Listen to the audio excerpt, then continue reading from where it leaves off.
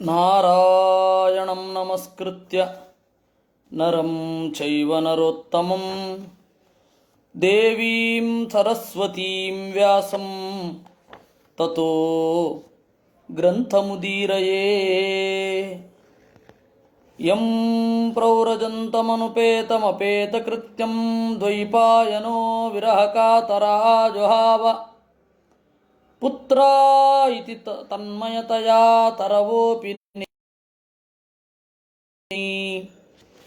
ಯಸ್ಯಾನುಭಾವಮಖಿಲಶ್ರುತಿಸಾರಮೇಕಂ ಅಧ್ಯಾತ್ಮದೀಪಮತಿತಿತೀರ್ಷತಾಂ ತಮೋಂಧಂ ಸಂಸಾರಿಣಾಂ ಕರುಣಯಾಃ ಪುರಾಣಗುಹ್ಯಂ ತಂ ವ್ಯಾಸಸೂನುಮುಪಯಾಮಿ ಗುರುಂ ಮುನೀನಾಂ.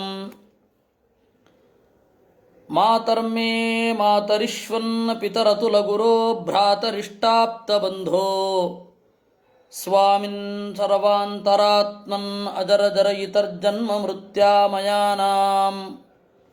ಗೋವಿಂದೇ ದೇಹಿ ಭಕ್ತಿಂ ಭವತಿ ಚ ಭಗವನ್ ಊರ್ಜಿತಾಂ ನಿರ್ನಿಮಿತ್ತಾಂ ನಿರ್ವ್ಯಾಜಾಂ ನಿಶ್ಚಲಾಂ ಸದ್ಗುಣಗಣಬೃಹತೀಂ ಶಾಶ್ವತೀಂ ಆಚುದೇವ.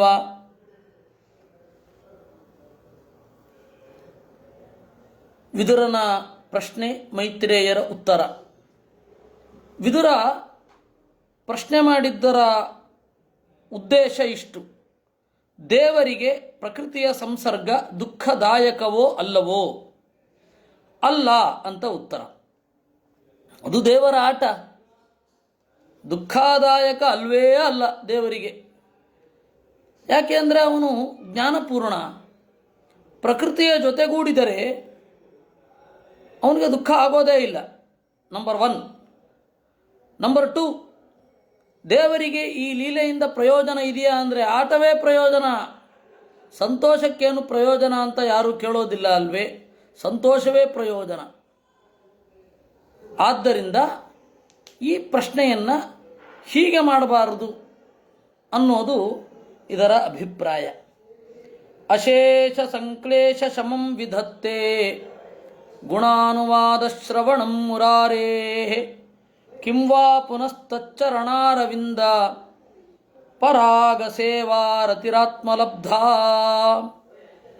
ಅಶೇಷ ಸಂಕ್ಲೇಶ ಶಮಂ ವಿಧತ್ತೆ ಗುಣಾನುವಾದ ಶ್ರವಣಂ ಮುರಾರೇಃ. ಪರಮಾತ್ಮನ ಅಶೇಷ ಸಂಕ್ಲೇಶ ಶಮಂ ವಿಧತ್ತೆ, ದೇವರ ಗುಣಗಳ ಅನುವಾದದ ಚಿಂತನೆ ಏನಿದೆ ಎಲ್ಲ ದುಃಖಗಳ ನಿವಾರಣೆಯನ್ನು ಅದು ಮಾಡುತ್ತೆ, ಉಪಶಮ. ಬುಡ ಸಮೇತ ಕಿತ್ತು ಒಗೆಯುತ್ತೆ. ಇನ್ನು ಸಹಜವಾಗಿ ದೇವರ ಪಾದಾರವಿಂದವನ್ನು ನೆನೆಯುವ ಭಾಗ್ಯ, ನೆನೆಯುವ ರೀತಿ ದುಃಖವನ್ನು ಪರಿಹಾರ ಮಾಡುತ್ತೆ ಅಂತ ಏನು ಹೇಳತಕ್ಕದ್ದು? ಅಂದರೆ ತಾತ್ಪರ್ಯ ಇದು, ದೇವರ ಗುಣಗಳ ಶ್ರವಣದಲ್ಲಿ ಪ್ರವೃತ್ತಿ ಮಾಡೋದು. ದೇವರ ಗುಣಗಳನ್ನು ಕೇಳಲಿಕ್ಕೆ ನಾವು ಪ್ರಯತ್ನಪಟ್ಟು ಕೂಡಬೇಕಾಗತ್ತೆ. ಎಷ್ಟೋ ಬಾರಿ ಸುಲಭವಾಗಿ ಸಿಗೋದೇ ಇಲ್ಲ ನಮಗೆ, ಬಹಳ ಕಷ್ಟಪಡಬೇಕಾಗತ್ತೆ. ಜೀವನದಲ್ಲಿ ದೇವರ ಬಗೆಗೆ ಆಳವಾಗಿ ಚಿಂತನೆ ಮಾಡೋದು, ಶುದ್ಧವಾದ ಜ್ಞಾನ ಬರೋದು ಎಲ್ಲಕ್ಕಿಂತ ದುರ್ಲಭ. ಒಂದು ರೀತಿ ಸಾಧ್ಯವೇ ಇಲ್ಲ ಅಂತ ಅನ್ನಬಹುದೇನೋ. ಯಾಕೆಂದರೆ ಶುದ್ಧವಾದ ಜ್ಞಾನ ಬರುತ್ತೆ, ಯಾವಾಗಲೂ ಇರಲ್ಲ.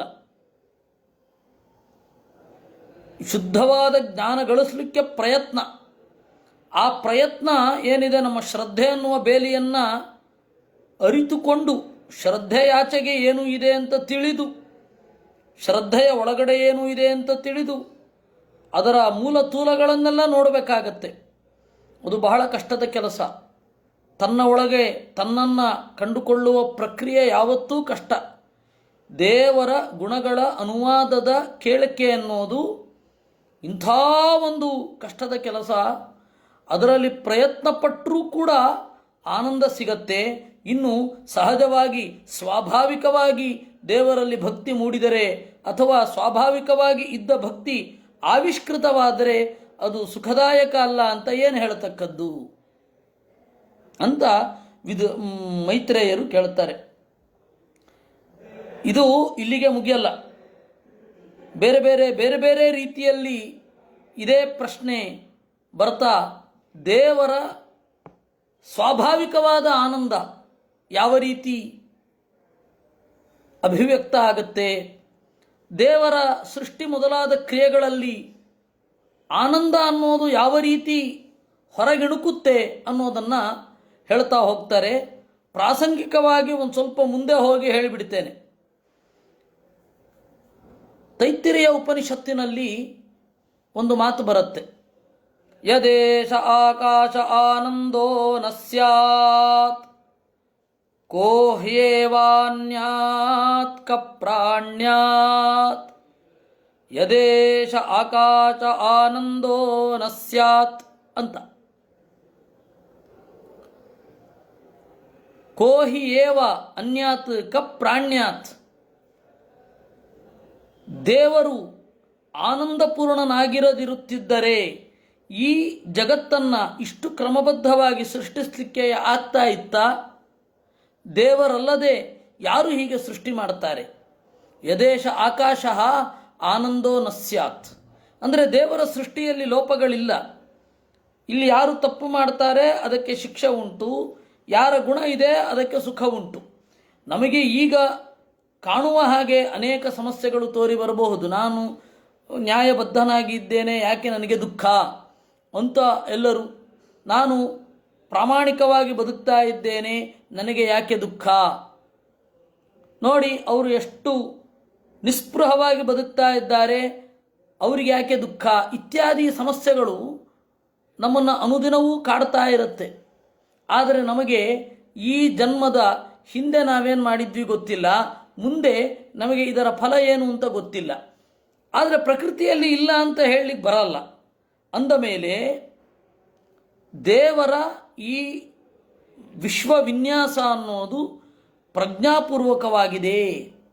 ದೇವರು ರೊಚ್ಚಿನಿಂದ ಸೃಷ್ಟಿ ಮಾಡಿರುತ್ತಿದ್ದರೆ ಇಷ್ಟು ವರ್ಷಗಳ ಕಾಲ ಜಗತ್ತು ಹೀಗೆ ಕ್ರಮಬದ್ಧವಾಗಿ ನಡ್ಕೊಂಡು ಬರಲ್ಲ. ನಾವು ರೊಚ್ಚಿನಿಂದ ಒಂದು ಸೃಷ್ಟಿ ಮಾಡಬಹುದು, ಬಂಡಾಯ ಸಾಹಿತ್ಯ ಅಂತ ಅನ್ನಬಹುದು, ಬಂಡಾಯ ಸೃಷ್ಟಿ ಅಂತ ಹೇಳಬಹುದು. ಆದರೆ ದೇವರಿಗೆ ಹಾಗಿಲ್ಲ ಅನ್ನೋದೇ ಆನಂದಪೂರ್ಣನಾಗಿದ್ದೇ ಸೃಷ್ಟಿ ಮಾಡ್ತಾ ಇದ್ದಾನೆ ಅನ್ನೋದಕ್ಕೆ ಕುರುಹು. ಇದು ತೈತ್ತಿರೀಯ ಉಪನಿಷತ್ತು ಹೇಳುವಂಥದ್ದು. ಏನೋ ಒಂದನ್ನು ವಿರೋಧ ಮಾಡಬೇಕು ಅಂತನ್ನುವ ಉದ್ದೇಶದಿಂದ ಆದ ಸೃಷ್ಟಿ ಈ ಪ್ರಪಂಚ. ಏನೋ ಒಂದನ್ನು ವಿರೋಧಿಸಬೇಕು ಅನ್ನುವ ಉದ್ದೇಶದಿಂದ ಈ ಪ್ರಪಂಚದ ಸೃಷ್ಟಿ ಆಗಲಿಲ್ಲ. ಅದನ್ನು ಗಂಭೀರವಾಗಿ ನಾವು ಪರಿಗಣಿಸಬೇಕು. ಈ ಸೃಷ್ಟಿ ಅನ್ನೋದು ಯಾರನ್ನೋ ವಿರೋಧಿಸಲಿಕ್ಕಲ್ಲ, ಯಾರನ್ನೋ ಕೆಳಗಡೆ ತಳ್ಳಿಕ್ಕಲ್ಲ, ಯಾರನ್ನೋ ಮೇಲ್ಗಡೆ ಎತ್ತಲಿಕ್ಕಲ್ಲ. ದೇವರ ಒಂದು ಸೃಷ್ಟಿ ಜೀವರ ಸ್ವರೂಪದ ಅಭಿವ್ಯಕ್ತಿಗಾಗಿ ಇದೆ. ಅದರ ಹಿಂದೆ ಯಾವುದೇ ನಂಜು ಇಲ್ಲ, ಯಾವುದೇ ದ್ವೇಷ ಇಲ್ಲ, ಯಾವುದೇ ಪಕ್ಷಪಾತ ಇಲ್ಲ. ಅದರಿಂದಾಗಿ ಸೃಷ್ಟಿಯಲ್ಲಿ ಎಲ್ಲರಿಗೂ ಸುಖ ಉಂಟು. ಈ ಲೋಕದಲ್ಲಿ ಐಂದ್ರಿಯಕ ಸುಖ ಎಲ್ಲರಿಗೂ ಇದೆ. ಸ್ವರೂಪಭೂತವಾದ ಸುಖ ಅವ್ರಿಗೆ ಆಗೋ ಅಲ್ಲ, ನಾವು ಕೊಟ್ಟರೂ ಆಗಲ್ಲ. ಸರ್ವೇ ಜನಾ ಸುಖಿನೋ ಭವಂತು ಅನ್ನೋದು ಆದರ್ಶ. ಆ ಆದರ್ಶವನ್ನು ಒಪ್ಪಿಕೊಳ್ಳೋಣ. ಆದರೆ ಈ ಸರ್ವೇ ಭವಂತು ಸುಖಿನಃ ಅಂತನ್ನುವ ಆದರ್ಶ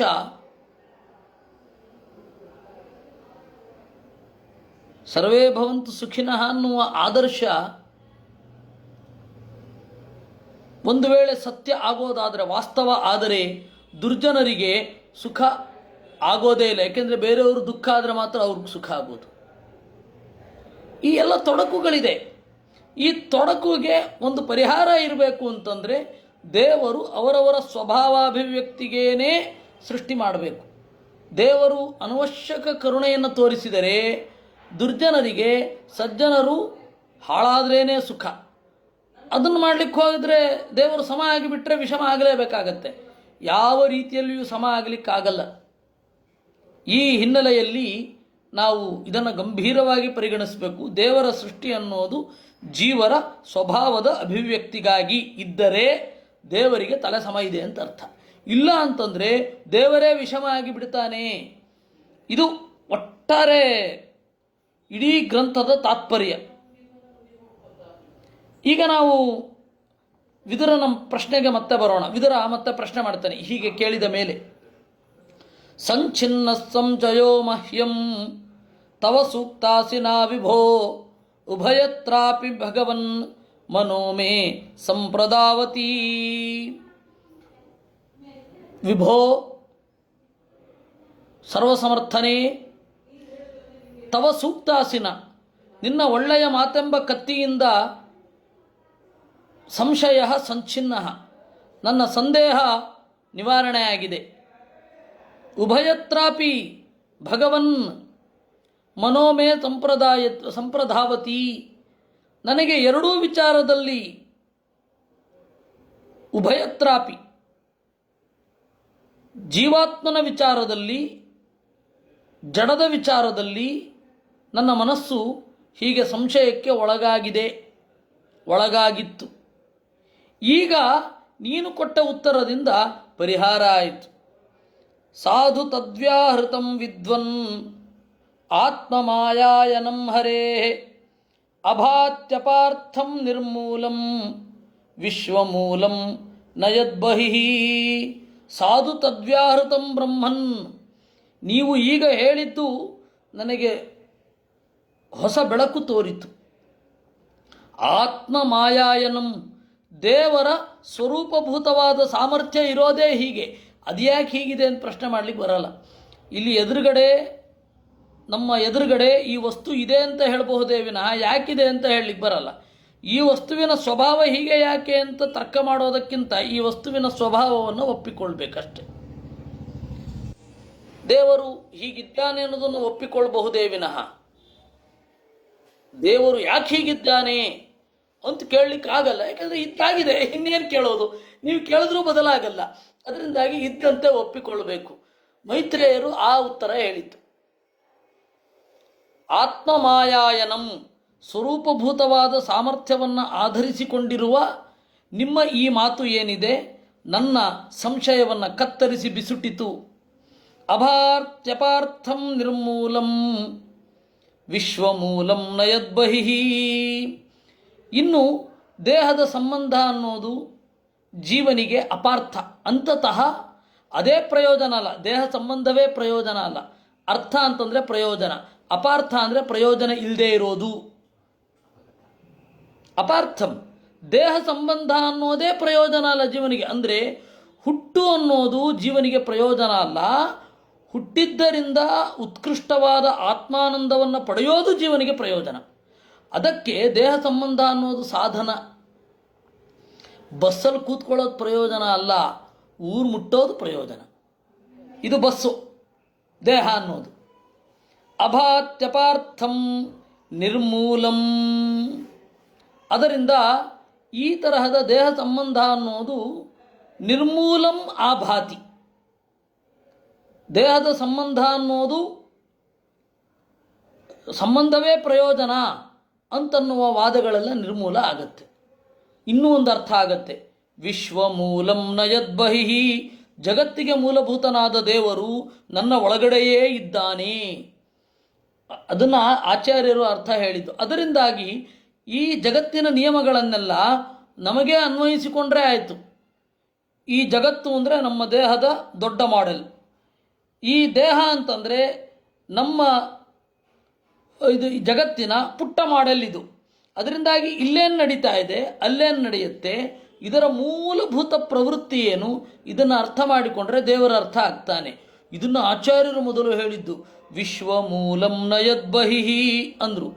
ಅದಕ್ಕೆ ಆಚಾರ್ಯರ ಅರ್ಥ ವಿಶ್ವಮೂಲಂ ಬ್ರಹ್ಮಚಯನ್ ಮಮ ಜ್ಞಾನಾತ್ ಬಹಿರ್ನ ಭವತಿ. ನನಗೆ ಅನುಭವಕ್ಕೆ ಬರದೇ ಇರೋದು ಅಂತ ಇಲ್ಲವೇ ಇಲ್ಲ. ನೀವು ಹೇಳಿದ ಮೇಲೆ ನನ್ನ ಒಳಗಡೆ ನಡೆಯುವ ಕ್ರಿಯೆ, ಪ್ರಕ್ರಿಯೆ ಮತ್ತು ಅದರ ಪ್ರಯೋಜನ, ಫಲ ಇತ್ಯಾದಿಗಳನ್ನೆಲ್ಲ ದೇವರದ್ದು ಹೇಗಿದೆ ನಾನು ತಿಳ್ಕೊಬೋದು. ಬಹಿರ್ನ ಭವತಿ ತಸ್ಮಾತ್ ಉಭಯತ್ರ ಧಾವತಿ. ಅದರಿಂದಾಗಿ ಜೀವನ ವಿಚಾರವೂ ಅರ್ಥ ಆಯಿತು, ಜಡದ ವಿಚಾರವೂ ಅರ್ಥ ಆಯಿತು. ನೀವು ಚೆನ್ನಾಗಿ ಹೇಳಿದ್ದರಿಂದ ನನ್ನ ಈ ಸಂಶಯ ಪರಿಹಾರ ಆಯಿತು ಅಂದ. ಮೈತ್ರೇಯರ ಮಾತಿಗೆ ಹೀಗೊಂದು ಅರ್ಥ ಇದೆ ಅಂತ ಹೇಳಿ ವಿದುರನ ಸಮಜಾಯಿಷಿಯಿಂದ ನಮಗೆ ಅರ್ಥ ಆಯಿತು. ವಿದುರ ಕೃತಜ್ಞತೆಯನ್ನು ಅರ್ಪಿಸಿದ್ರಿಂದಾಗಿ ಅರ್ಥ ಆಯಿತು. ಕೆಲವೊಮ್ಮೆ ಹೀಗೆ ರಿವರ್ಸ್ ಇಂಜಿನಿಯರಿಂಗ್ ಮಾಡಬೇಕಾಗತ್ತೆ. ಚೈನಾದವ್ರ ಥರ ಮಾಡದೆ ಹೋದರೆ ಆಯಿತು ಅಷ್ಟೆ. ಯಶ್ಚ ಮೂಢತಮೋ ಲೋಕೆ ಯಶ್ಚ ಬುದ್ಧೇ ಪರಂಗತಃ ತಾವುಭೌ ಸುಖಮೇಧೇತೆ ಕ್ಲಿಶ್ಯತ್ಯಂತರಿತೋ ಜನಃ ಅರ್ಥಾಭಾವಂ ವಿನಿಶ್ಚಿತ್ಯ ಪ್ರತೀತಸ್ಯಾಪ್ಯನಾತ್ಮನಃ ತಾಂ ಚಾಪಿ ಯುಸ್ಮಚ್ಚರಣ ಸೇವಯಾಹಂ ಪರಾಣುದೇ.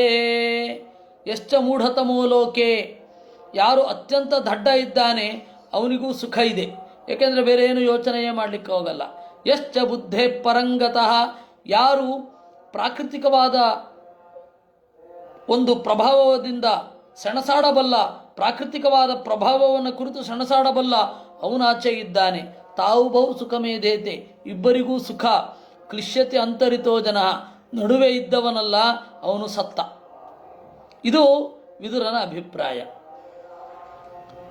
ಆದ್ದರಿಂದ ನಾನು ಮಧ್ಯದಲ್ಲಿದ್ದೇನೆ, ನನಗೆ ತಿಳಿದಿಲ್ಲ ಅಂತಲೂ ಹೇಳಲಿಕ್ಕೆ ಬರಲ್ಲ, ತಿಳಿದಿದೆ ಅಂತಲೂ ಹೇಳಲಿಕ್ಕೆ ಬರಲ್ಲ. ತಿಳಿದಿಲ್ಲ ಯಾಕೆಂದರೆ ಅರ್ಥ ಆಗಿಲ್ಲ, ತಿಳಿದಿಲ್ಲ ಅಂತಿಲ್ಲ, ಪ್ರಶ್ನೆ ಮೂಡಿದೆ ಆದ್ದರಿಂದಾಗಿ ಅಂತ. ಅರ್ಥಾಭಾವಂ ವಿನಿಶ್ಚಿತ್ಯ ಪ್ರತೀತಸ್ಯಾಪಿ ಅನಾತ್ಮನಃ, ಜೀವನಿಗಿಂತ ಭಿನ್ನನಾದ ದೇವರಿಗೆ ಅರ್ಥಾಭಾವಂ, ಸೃಷ್ಟಿಯಿಂದ ಪ್ರಯೋಜನ ಇಲ್ಲ ಅಂತ ನಿಶ್ಚಯಿಸಿ ಈಗ ಸುಖ ಪಡ್ತಾ ಇದ್ದೇನೆ.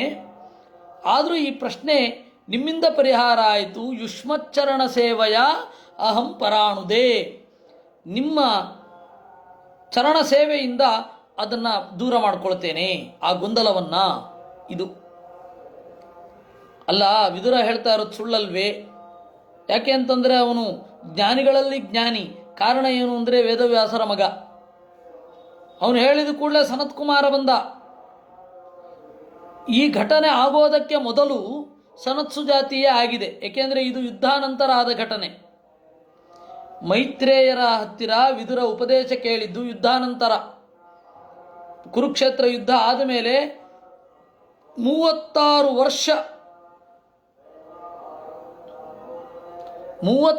ವರ್ಷ ಪಾಂಡವರು ರಾಜ್ಯಭಾರ ಮಾಡಿದ್ದಾರೆ. ಅದರಿಂದ ಅಂತೂ ಇಂತೂ ಕುಂತಿ ಮಕ್ಕಳಿಗೆ ರಾಜ್ಯ ಇಲ್ಲ ಅಂತನ್ನುವ ಗಾದೆ ಅಸಂಗತ. 36 ವರ್ಷದಲ್ಲಿ 27 ವರ್ಷಕ್ಕಿಂತ ಮುಂಚೆ ಯಾದವರ ನಾಶ ಗೊತ್ತಾಗಿದೆ. ಯಾರಿಗೆ? ವಿದುರನಿಗೆ.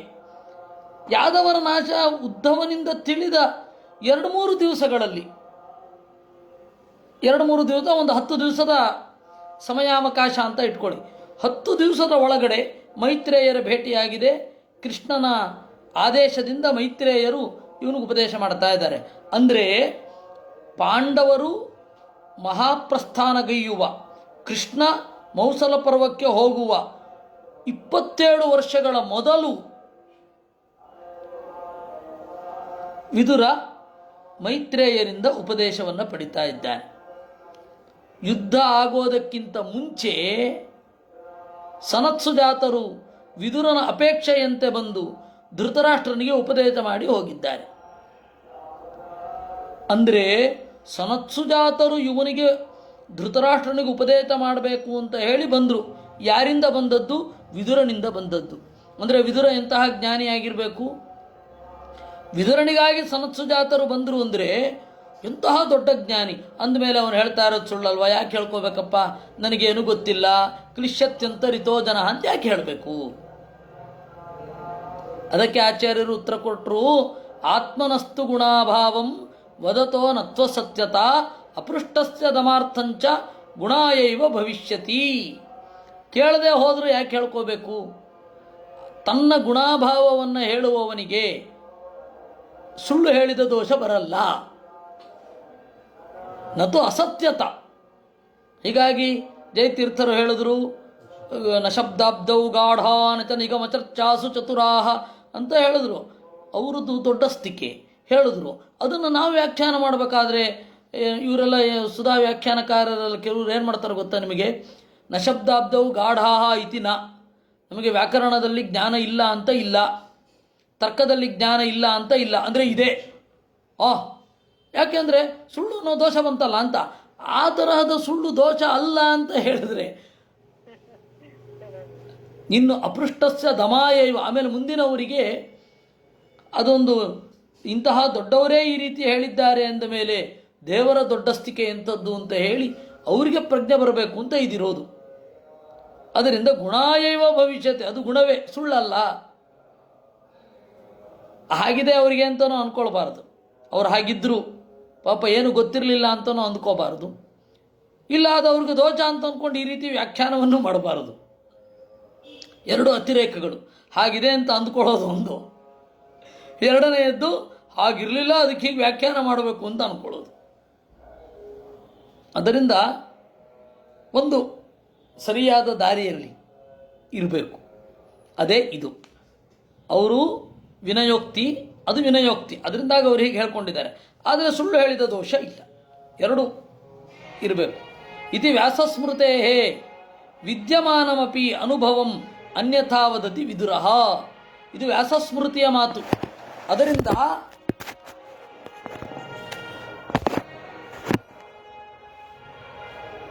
ಇದು ವ್ಯಾಸಸ್ಮೃತಿಯ ಮಾತು. ಅದರಿಂದ ತನಗೆ ಇರುವ ಅನುಭವವನ್ನು ಕೂಡ ಬೇರೆ ರೀತಿಯಾಗಿ ಹೇಳಿದ್ದಕ್ಕೆ ದೋಷ ಇಲ್ಲ. ತನಗೆ ಗೊತ್ತಿದ್ದರೂ ಕೂಡ ಗೊತ್ತಿಲ್ಲ ಅಂತ ಹೇಳಿದ್ದರ ದೋಷ ಇಲ್ಲ. ದ್ರೋಣ ದ್ರೋಣಿ ಕೃಪಾ ಪಾರ್ಥಾ ಭೀಷ್ಮೋ ವಿದುರ ಸಂಜಯ ಯೇ ಚಾನ್ಯೇ ತತ್ರ ದೇವಾಂಶಾ ಸಮ್ಯಕ್ ತತ್ವಾಪರೋಕ್ಷಿಣಃ ಇತಿ ಸ್ಕಾಂದೇ. ಮಹಾಭಾರತದಲ್ಲಿ ಇರುವ ಯಾವ ಯಾವ ವ್ಯಕ್ತಿಗಳು ತತ್ವಾಪರೋಕ್ಷವನ್ನು ಹೊಂದಿದ್ರು ಅಂತ ಒಂದು ಲಿಸ್ಟ್ ಇದೆ. ವಸ್ತುತಃ ಅದು 2ನೇ ಸ್ಕಂದ ಭಾಗವತದಲ್ಲಿಯೂ ಕೂಡ ಪಾರ್ಥಾರ್ಷ್ಟಿಷೇಣ ವಿದುರೋದ್ಧವ ಸಂಜಯಾದ್ಯಾಹ ಅಂತಿದೆ. ಆಮೇಲೆ 11ನೇ ಸ್ಕಂಧದಲ್ಲಿಯೂ ಕೂಡ ಮಹಾಭಾರತದ ಕಾವ್ಯದಲ್ಲಿ ಉಲ್ಲಿಖಿತರಾಗಿರುವ ಯಾವ ಪಾತ್ರಧಾರಿಗಳು ಎಂತಹ ತತ್ವಜ್ಞಾನಿಗಳು ಅಂತನ್ನೋದರ ಬಗ್ಗೆ ಇದೆ. ಅದರಿಂದ ತತ್ವಾಪರೋಕ್ಷಿಗಳು ಅಂತ ಸ್ಕಾಂದದಲ್ಲಿದೆ. ಈ ಹಿನ್ನೆಲೆಯಲ್ಲಿ ಗಂಭೀರವಾಗಿ ಪರಿಗಣಿಸಬೇಕು. ಇವರೆಲ್ಲ ಜ್ಞಾನಿಗಳೇ ಇದ್ದರು, ಹಾಗಾದರೆ ಯಾಕೆ ಮಾಡಿದ್ದು? ಸ್ವಲ್ಪ ಕಲ್ಯಾವೇಶ. ಆಮೇಲೆ ಆ ಥರದ್ದೊಂದು ನಡೀಬೇಕಲ್ಲ, ದೇವರ ಸಂಕಲ್ಪ ಅಂತ ಹೇಳಬೇಕು. ಅದರಿಂದಾಗಿ ದುರ್ಯೋಧನನ ಅನ್ನ ತಿಂದ ದೋಷ ಅಂತ ಹೇಳಬೇಡಿ. ನಮ್ಮ ಮನೆಯಲ್ಲಿ ಒಬ್ಬರು ಹಿರಿಯರು ಕೂತು ಊಟ ಮಾಡಿದ್ರೆ ಅದು ಅವ್ರದ್ದು ಹಕ್ಕು. ಭೀಷ್ಮಾಚಾರ್ಯರು ದುರ್ಯೋಧನನ ಅನ್ನ ಉಂಡ್ರು, ಅದರಿಂದಾಗಿ ಕೆಟ್ಟ ಬುದ್ಧಿ ಬಂದಿತ್ತು ಅಂದರೆ ಏನರ್ಥ? ಅದಕ್ಕೆ ಪ್ರಭಾವ, ಅದು ಮಾನಸಿಕವಾಗಿ. ಆಮೇಲೆ ನಾನು ಅದನ್ನು ಕಾರಣ ಹೇಳ್ತಾ ಇದ್ದೆ. ಪಾಂಡು ಇದ್ದಿದ್ರೆ ಡೈಲಮದಲ್ಲಿ ಬೀಳೋರು. ಪಾಂಡವಿಗೆ ಸಪೋರ್ಟ್ ಮಾಡೋದು, ಧೃತರಾಷ್ಟ್ರನಿಗೆ ಸಪೋರ್ಟ್ ಮಾಡೋದು ಅಂತ. ನೋಡಿ, ನಮ್ಮ ಇಮಿಡಿಯೇಟ್ ನೆಕ್ಸ್ಟ್ ಜನ್ರೇಷನ್ ಮೇಲೆ ಪ್ರೀತಿ ಇರುತ್ತೆ ವಿನಃ ಅದ್ರ ನೆಕ್ಸ್ಟ್ ಜನ್ರೇಷನ್ ಮೇಲೆ ಪ್ರೀತಿ ಇರಲ್ಲ. ಒಂದು ವೇಳೆ ನನಗೆ ಮತ್ತು ನಮ್ಮ ತಂದೆಗೆ ಜಗಳ ಬಂದಿದ್ದರೆ, ನಮ್ಮ ತಾತ ಇದ್ದಿದ್ರೆ ನಮ್ಮ ತಂದೆಯನ್ನು ಸಪೋರ್ಟ್ ಮಾಡ್ತಾರೆ ವಿನಃ ನನ್ನನ್ನಲ್ಲ. ಚಿಕ್ಕಂದಿನಲ್ಲಿ ವಹಿಸ್ಕೊಂಡು ಬರಬಹುದು, ಮುದ್ದು ಮಾಡೋದು ಬೇರೆ. ತೀರ ತತ್ವದ ವಿಚಾರಕ್ಕೆ ಅಂತ ಬಂದಾಗ ಮಗನಿಗೆ ಸಪೋರ್ಟ್ ಮಾಡೋದು, ಇದು ಮನುಷ್ಯನ ಮೆಂಟಾಲಿಟಿ. ಅದು ಅದೇ ಮೆಂಟಾಲಿಟಿ ಅಲ್ಲಿ ಮುಂದುವರಿಯಿತು ಅಷ್ಟೇ. ಆದ್ದರಿಂದ ಇವರೆಲ್ಲರೂ ಕೂಡ ತತ್ವಾಪರೋಕ್ಷಿಗಳು.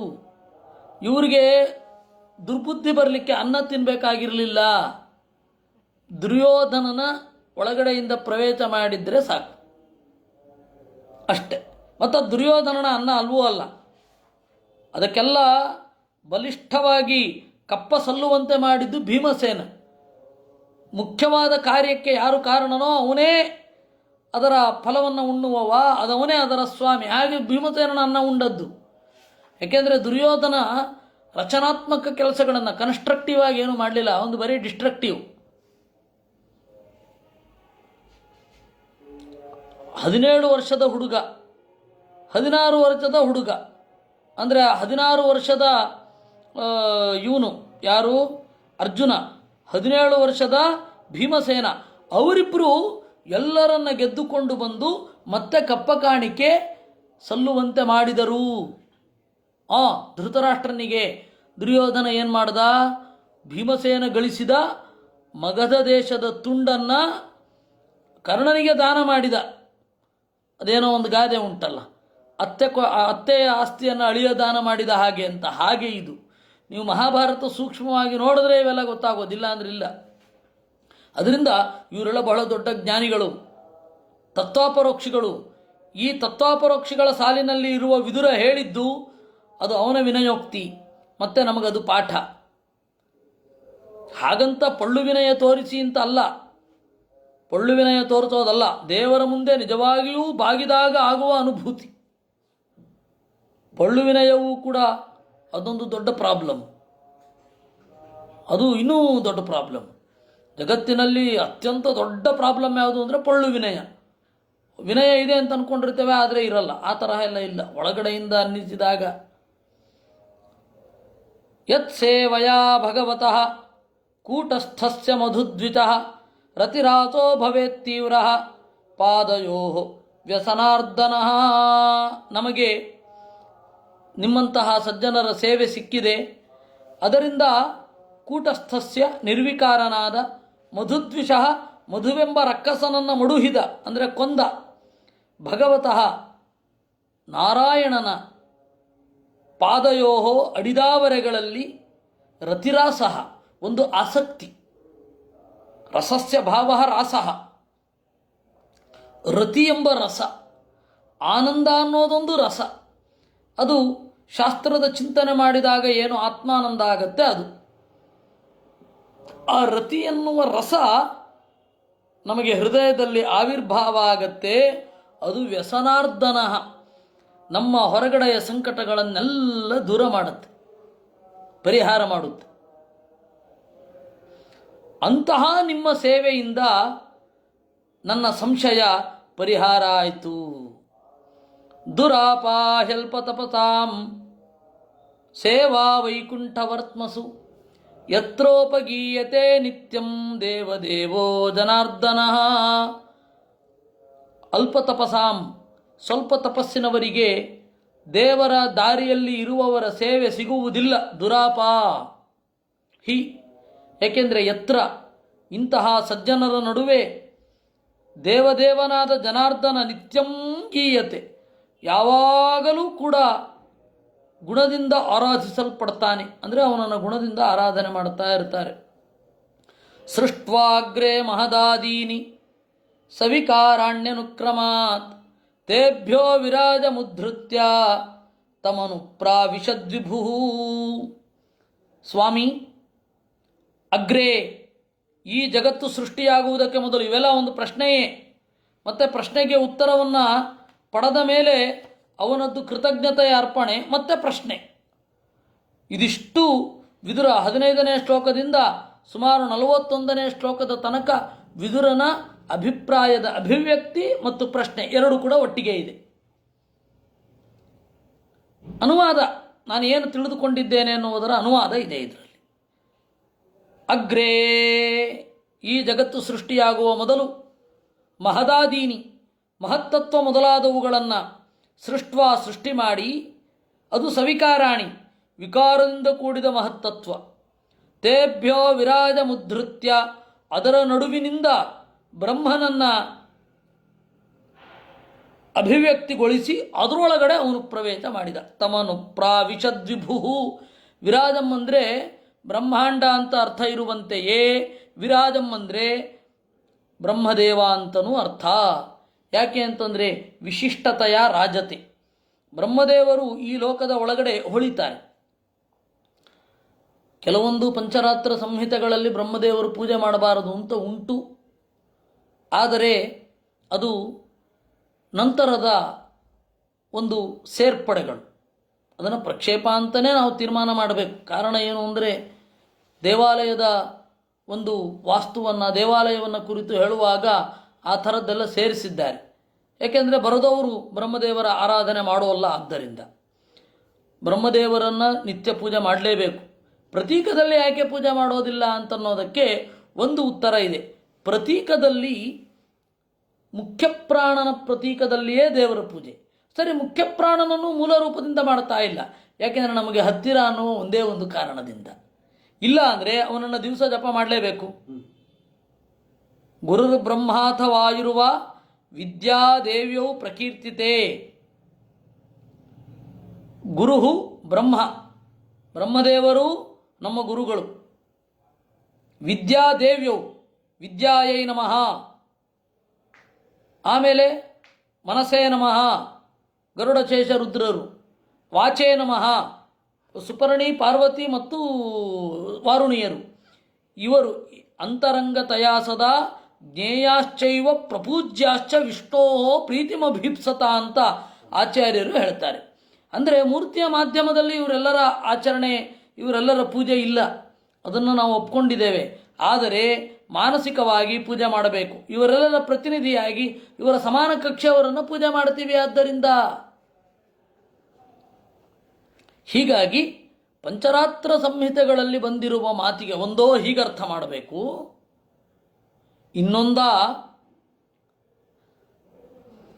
ಆ ಭಾಗವನ್ನು ಪಕ್ಕದಲ್ಲಿ ಇಡಬೇಕು. ಯಾಕೆಂದರೆ ಆಚಾರ್ಯರ ತಂತ್ರಸಾರದ ಆಶಯಕ್ಕೆ ವಿರುದ್ಧವಾಗಿದೆ ಅಂತ. ಮೂರ್ತಿ ಮಾಧ್ಯಮದಲ್ಲಿ ಪೂಜೆ ಇಲ್ಲ, ಅದನ್ನು ಒಪ್ಕೊಳ್ಳುವ. ಅದು ಅಲ್ಲಿಯೂ ಕೆಲವೊಂದು ಉಂಟು. ಪುಷ್ಕರದಲ್ಲಿ ಬ್ರಹ್ಮದೇವರ ದೇವಸ್ಥಾನ ಉಂಟು. ಹಾಗೆ ಆ ಮೂರು ಒಟ್ಟಿಗೆ ಇರೋದಿರುತ್ತೆ, ಅಲ್ಲಿ ಪೂಜೆ ಇಲ್ಲ ಅಂತ ಅರ್ಥ ಅಲ್ಲ. ಇನ್ನು ರುದ್ರದೇವರಿಗೆ ಲಿಂಗಾಕಾರವಾಗಿ ಯಾಕೆ ಪೂಜೆ ಬಂತು ಅಂತ ಯಾವುದೋ ಕಥೆ ಹೇಳ್ತಾರೆ. ಲಿಂಗ ಅನ್ನೋದು ಸಾಮಾನ್ಯ ಪ್ರತೀಕ. ನೀವು ಈಚೆ ಬಂದರೆ ಗೊತ್ತಾಗತ್ತೆ. ದಕ್ಷಿಣ ಕನ್ನಡದಲ್ಲಿ ಲಿಂಗದ ಮಾಧ್ಯಮದಲ್ಲಿ ದುರ್ಗಾದೇವಿಯೂ ಇದ್ದಾಳೆ. ಧರ್ಮಸ್ಥಳದ ಹತ್ತಿರ ಇರುವ ವನದುರ್ಗೆ ಲಿಂಗದಲ್ಲೇ ಇರುವಂಥದ್ದು. ಆ ತರಹ ಇಲ್ಲಿ ಅನಂತ ಪದ್ಮನಾಭ ಲಿಂಗದಲ್ಲೇ ಇರುವಂಥದ್ದು.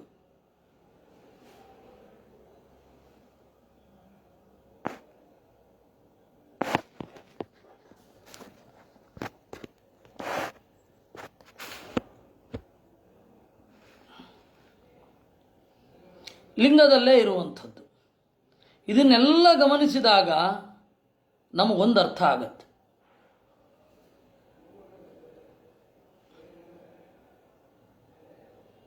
ಲಿಂಗ ಮಾಧ್ಯಮದಲ್ಲಿ ಪೂಜೆ ಮಾಡಬೇಕು ಅನ್ನೋದಕ್ಕೆ ಏನೊಂದು ಕಾರಣ ಕೊಡ್ತಾರಲ್ಲ, ಅದು ಅಷ್ಟೊಂದು ಸರಿಯಲ್ಲ. ಅದು ಶಿವನ ತತ್ವಕ್ಕೆ ವಿರುದ್ಧವಾದದ್ದು. ಶಿವತತ್ವವನ್ನು ನಾವು ಪೂಜೆ ಮಾಡಬೇಕು ಅನ್ನುವ ಕಾರಣಕ್ಕೆ ಅದು ವಿರುದ್ಧವಾದದ್ದು. ಅದರಿಂದಾಗಿ ವೀರ ವೈಷ್ಣವತ್ವ ಮತ್ತು ವೀರಶೈವತ್ವ ಎರಡೂ ಕೂಡ ನಾವು ಬಹಳ ತಟಸ್ಥವಾಗಿ ನೋಡಬೇಕಾಗತ್ತೆ. ಎರಡನ್ನೂ ದೂರ ಇಡಬೇಕಾಗತ್ತೆ. ಯಾಕೆ ಹೇಳಿದೆ ಅಂತಂದರೆ, ವಿರಾಜ ದೇವತೆಗಳ ನಡುವೆ ಕಂಗೊಳಿಸುವವ ಬ್ರಹ್ಮದೇವರು, ಅವರಿಗೆ ಪೂಜೆ ಮಾಡದೇ ಇಲ್ಲವೇ ಇಲ್ಲ. ವಿರಾಜ ಮುದ್ಧೃತ್ಯ, ಅವರನ್ನು ಅಭಿವ್ಯಕ್ತಿಸಿದ, ಪ್ರವೇಶ ಮಾಡಿದ ತಮನು ಪ್ರಾವಿಚದ್ವಿಭು.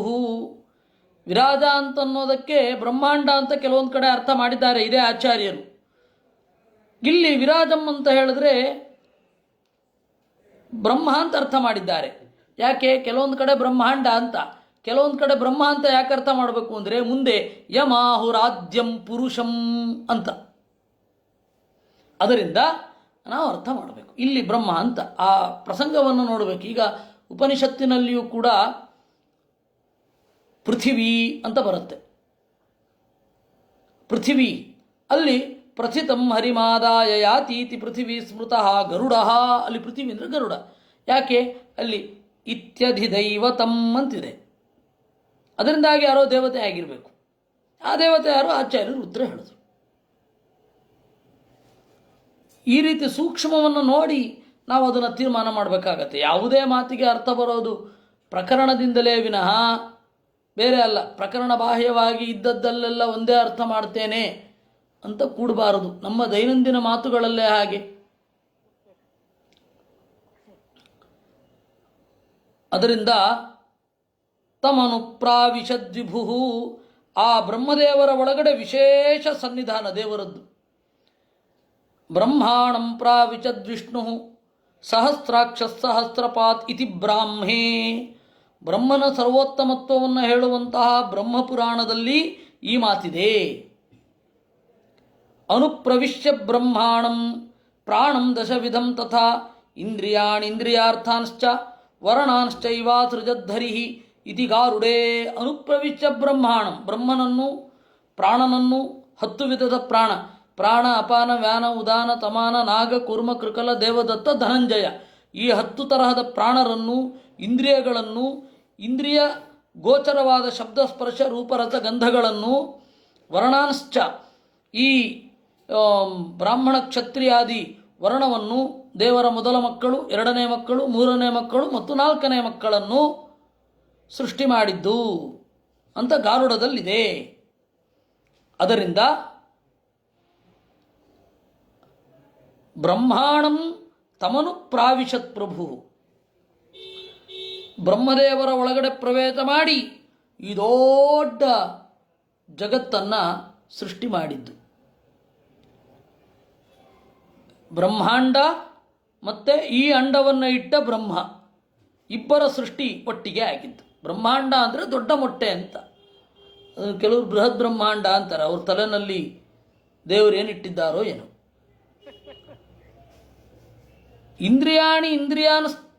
ಇಂದ್ರಿಯಾರ್ಥಾಂಶ್ಚ ವರ್ಣಾಂಶ್ಚೈವ ಅಸೃಜದ್ಧರಿ ಇತಿ ಗಾರುಡೇ. ಅದರಿಂದ ತೇಭ್ಯೋ ವಿರಾಜ ಮುದ್ಧೃತ್ಯ ಯಮಾಹುರಾದ್ಯಂ ಪುರುಷಂ ಸಹಸ್ರಾಂಗ್ರ್ಯಾರುಬಾಹುಕಂ ಯತ್ರ ವಿಶ್ವ ಇಮೇ ಲೋಕಾ ಸವಿಕಾತಂ ತಮಾತತೆ ಯಸ್ಮಿನ್ ದಶವಿಧ ಪ್ರಾಣ ಸೇಂದ್ರಿಯಾರ್ಥೇಂದ್ರಿಯಸ್ತ್ರಿವೃತ್. ಇಡೀ ಶ್ಲೋಕ ಒಂದು ನೆಲೆಯಲ್ಲಿ ಅರ್ಥ ಆಯಿತು ನಮಗೆ. ಬ್ರಹ್ಮದೇವರ ಒಳಗಡೆ ಪ್ರವೇಶ ಮಾಡಿ ಇದೆಲ್ಲದರ ಸೃಷ್ಟಿಯಾಯಿತು. ಬ್ರಹ್ಮದೇವರ ಒಳಗಡೆ ಪ್ರವೇಶ ಮಾಡಿದ್ಯಾರು? ನಾರಾಯಣ. ನಾರಾಯಣ ಯಾರು? ಪುರುಷ. ಆ ಪುರುಷನ ಮಗ ಇವನು ಕೂಡ ಪುರುಷ, ಅದಕ್ಕೆ ಪುರುಷ ವಿಧ ಅಂತ. ದೇವರ ಥರಾನೇ ಇದ್ದಾನೆ ಅಂತ ಬ್ರಹ್ಮದೇವರು. ಹೀಗೆ ಸೃಷ್ಟಿಯಾಯಿತು ಅಂತ. ಯತ್ರ ಪುತ್ರೈಶ್ಚ ಪೌತ್ರೈಶ್ಚ ಯಸ್ಮಿನ್ ನಪ್ತೃಭಿಸ್ಸಹ ಗೋತ್ರಜೈ ಪ್ರಜಾ ವಿಚಿತ್ರಾಕೃತಯ ಯಸ್ಮಿನ್ ಯಾಭಿರಿದಂ ತತಂ. ಅದರಿಂದ ಯತ್ರ ಪುತ್ರೈಶ್ಚ ಪೌತ್ರೈಶ್ಚ, ನೋಡಿ ಅವನ ಮಕ್ಕಳು, ಅವನ ಮೊಮ್ಮಕ್ಕಳು, ಅವನ ಮಗಳ ಮಕ್ಕಳು, ಅವನ ಗೋತ್ರದಲ್ಲಿ ಬಂದವರು ಬೇರೆ ಬೇರೆ ಪ್ರಜೆಗಳಾದರು. ಪ್ರಜಾ ವಿಚಿತ್ರಾಕೃತಯ, ಥರಥರದ ಪ್ರಜೆಗಳು. ಒಂದಾದರೂ ಆಕೃತಿ ಒಂದೇ ರೀತಿಯಾಗಿ ಇಲ್ಲ, ಅಂದರೆ ಮೂಲಭೂತವಾದ ಸೃಷ್ಟಿಯಲ್ಲಿ. ನೋಡಿ, ಹಕ್ಕಿಯ ಮಗ ಮನುಷ್ಯ ಆಗ್ತಾನೆ, ಮನುಷ್ಯ ಮೊಟ್ಟೆ ಇಡ್ತಾನೆ, ಎಲ್ಲ ಈ ಥರದ್ದೇ ಮನುಷ್ಯ ಆಕೃತಿಯಲ್ಲಿರುವವರು.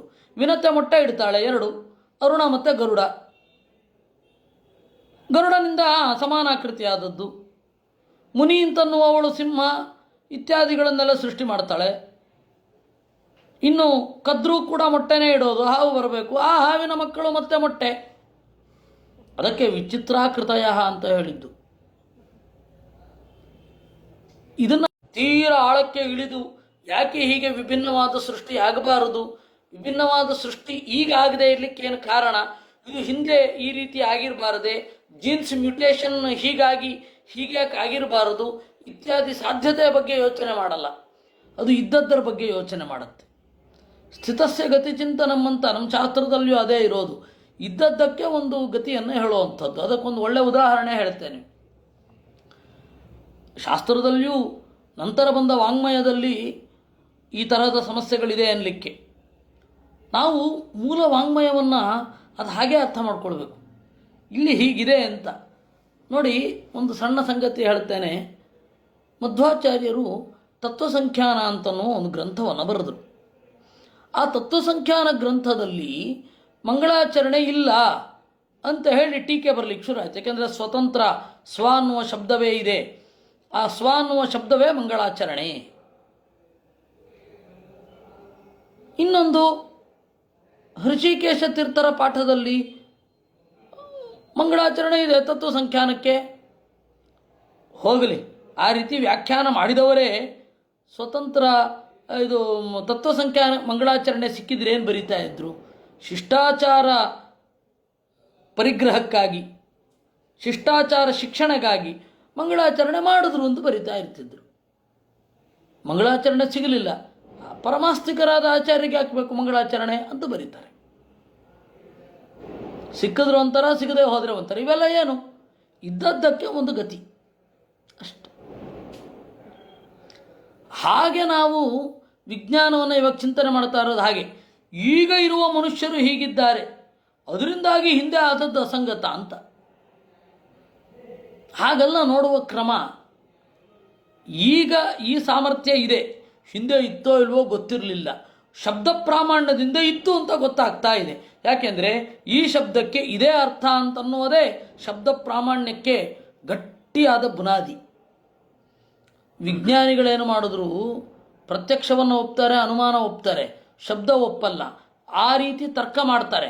ಆ ಶಬ್ದಕ್ಕೆ ಅದೇ ಅರ್ಥ ಅಂತೇನು ಪ್ರೂಫು ಅಂತ ಆಚಾರ್ಯರು ಕೇಳ್ತಾರೆ.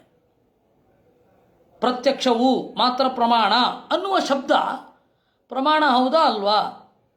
ಅದು ಬೇರೆ ಅರ್ಥ ಇದ್ರೆ ಏನು ಮಾಡ್ತೀರಾ? ನಾನು ನಾಳೆಯಿಂದ ದೋಸೆಯನ್ನು ಕುಡಿಯುವುದು ಅಂತ ಪ್ರಯೋಗ ಮಾಡ್ತೇನೆ, ನೀವ್ಯಾಕೆ ಅದನ್ನು ಇಡೀ ಜಗತ್ತಿನಲ್ಲಿ ಹಬ್ಬಿಸಬಾರದು ಅಂತ ಕೇಳಿದ್ರೆ ಉತ್ತರ ಇಲ್ಲ. ಇದರ ತಾತ್ಪರ್ಯ ಇಷ್ಟೇ: ಪ್ರತ್ಯಕ್ಷ, ಅನುಮಾನ, ಆಗಮ, ಮೂರು ಪ್ರಮಾಣ. ವೇದ ಹೇಳಿದೆ ಅಥವಾ ಹಿಂದಿನ ಮಾತು ಹೇಳಿದೆ ಸೃಷ್ಟಿ ಹೀಗೆ ಅಂತ, ಅದನ್ನು ಈಗ ಒಪ್ಪಿಕೊಳ್ಳಬೇಕು. ಅದರಿಂದ ವಿನತೆ ಹೇಗೆ ಮೊಟ್ಟೆ ಇಟ್ಲು, ಅದಾಮೇಲೆ ಯೋಚನೆ ಮಾಡಿ. ಮೊಟ್ಟೆ ಇಟ್ಲು ಅಂತ ಹೇಳಿದೆ. ಈಗಿನವ್ರನ್ನ ನೋಡ್ಬಿಟ್ಟು ಈಗಿನ ಈ ಹೆಣ್ಣು ಮೊಟ್ಟೆ ಇಡೋದಿಲ್ಲ, ಅದರಿಂದಾಗ ಅವಳು ಮೊಟ್ಟೆ ಇಡ್ತಾ ಇರಲಿಲ್ಲ ಅಂತ ತರ್ಕ ಮಾಡಬೇಡಿ. ಎರಡೂ ಆಗಿದೆ ಅಂತ ಹೇಳ್ತಾರಲ್ಲ. ಈ ಗರುಡನಿಗೆ ಪಕ್ಷಿ ರೂಪವೂ ಇದೆ, ಮಾನವಾಕೃತಿಯೂ ಇದೆ. ಅಲ್ಲ, ಮೊದಲು ಇದನ್ನು ಒಪ್ಪಲಿ. ಪಕ್ಷಿ ರೂಪವೂ ಆಗಿ ಮನುಷ್ಯ ರೂಪವೂ ಆಗಿದೆ ಅಂತ ಆಮೇಲೆ ಯಾಕೆ ಹಾಗಾಗಿರಬಾರದು? ಅಷ್ಟೇ. ಅದನ್ನು ಒಪ್ಪಲಿಕ್ಕೆ ಏನು ತೊಂದರೆ ಇಲ್ಲ. ನಾವು ಇದನ್ನು ಮಾತ್ರ ಒಪ್ತೇವೆ ಅಂದರೆ ಈ ಕಾಲದಲ್ಲಿ ಇದ್ದದ್ದನ್ನು ಒಪ್ತೇವೆ, ಆ ಕಾಲ ನಮಗೆ ಗೊತ್ತಿಲ್ಲ, ಅದರಿಂದಾಗಿ ಒಪ್ಪಲ್ಲ ಅಂತ ಅಂದರೆ ಪ್ರಚಲಿತವಾದದ್ದನ್ನು ಮಾತ್ರ ಹೇಳ್ತೇವೆ ಅಂತ ಆಗೋಗುತ್ತೆ. ಅನೇಕ ಸಮಸ್ಯೆಗಳು ಅಲ್ಲೇ ಉಂಟು. ಅದರಿಂದ ಶಬ್ದ ಹೇಳಿದ್ದನ್ನು ಮೊದಲು ಒಪ್ಪಿಕೊಳ್ಳೋಣ. ಆಮೇಲೆ ನಮ್ಮ ಅನುಭವಕ್ಕೆ ಹೇಗೆ ಬರುತ್ತೆ? ನಮ್ಮ ಅನುಭವಕ್ಕೆ ಬರಬೇಕಾದದ್ದು ಅನುಭವಕ್ಕೆ ಬರುತ್ತೆ, ಅನುಭವಕ್ಕೆ ಬರಬಾರದ್ದು ಅನುಭವಕ್ಕೆ ಬರೋಲ್ಲ. ಅದು ಬೇಕಾಗೂ ಇಲ್ಲ. ಶಬ್ದ ಪ್ರಾಮಾಣ್ಯವನ್ನು ಯಾಕೆ ಒಪ್ಪಬಾರದು? ಇಷ್ಟು. ಪ್ರಜಾಪತೀನಾಂ ತಪತಿ ಚಕ್ಲುಪೇ ಕಾನ್ ಪ್ರಜಾಪತೀನ್ ಸರ್ಗಾಂಶ್ಚೈವಾನುತರ್ಗಾಂಶ್ಚ ಮನೂನ್ಮನ್ವಂತರಾಧಿಪಾನ್.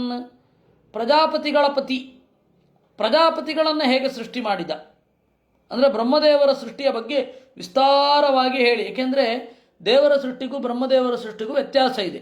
ದೇವರ ಸೃಷ್ಟಿ ತನಗಿಂತ ಅತ್ಯಂತ ವಿಭಿನ್ನವಾದದ್ದನ್ನು ತನ್ನ ದೇಹದಿಂದ ಹೊರಗಡೆ ಹಾಕಿದ್ದು. ಬ್ರಹ್ಮದೇವರ ದೇಹ ಪ್ರಾಕೃತವಾದ ದೇಹ. ಅಲ್ಲಿ ಸತ್ವಗುಣ, ರಜೋಗುಣ, ತಮೋಗುಣಗಳ ಅಂಶ ಕಡಿಮೆ ಇರಬಹುದು, ಆದರೆ ಅಲ್ಲಿಂದಲೇ ಬಂದದ್ದು. ಅಂದರೆ ಇವಾಗ ನಾವು ಸೃಷ್ಟಿಗೆ ಕಾರಣ ಆದ ಹಾಗೆ ನಮ್ಮ ದೇಹದ ನಮ್ಮ ರಕ್ತ ಮಾಂಸಗಳನ್ನು ಹಂಚಿಕೊಂಡು ಹುಟ್ಟಿದ ಮಕ್ಕಳು, ಹಾಗೆ ಬ್ರಹ್ಮದೇವರ ರಕ್ತ ಮಾಂಸಗಳನ್ನು ಹಂಚಿಕೊಂಡು ಹುಟ್ಟಿದವರಿದ್ದಾರೆ. ಆ ಪರಂಪರೆ ಮುಂದೆ ಬಂದಿದೆ. ಅದರಿಂದಾಗಿ ಬ್ರಹ್ಮದೇವರ ಸೃಷ್ಟಿಯ ಬಗ್ಗೆ ವಿಸ್ತಾರವಾಗಿ ಹೇಳಿ ನಮಗೆ. ಬ್ರಹ್ಮದೇವರ ಸೃಷ್ಟಿ ದೇವರಿಂದ ಆಯಿತು. ದೇವರು ಅಪ್ರಾಕೃತವಾದ ಶರೀರ, ಬ್ರಹ್ಮದೇವರದ್ದು ಪ್ರಾಕೃತವಾದ ಶರೀರ. ಆ ಸೃಷ್ಟಿಯಲ್ಲಿ ಬಿಡಿ, ದೇವರಿಗೆ ಆ ಶಕ್ತಿ ಇತ್ತು. ಆದರೆ ಆಮೇಲೆ ಈ ಸೃಷ್ಟಿಯ ಮೊದಲ ಹಂತಗಳಲ್ಲಿ ಏನಾಯಿತು? ರಾಕ್ಷಸರು ಇದೇ ಬ್ರಹ್ಮದೇವರಿಂದ ಹುಟ್ಟಿದ್ರು. ಹುಟ್ಟಿದ ಕೂಡಲೇ ಅವರೇನು ಮಾಡಿದ್ರು? ಸ್ವಭಾವ ಹೆಂಗೆ ತೋರತ್ತೆ ಅಂತ.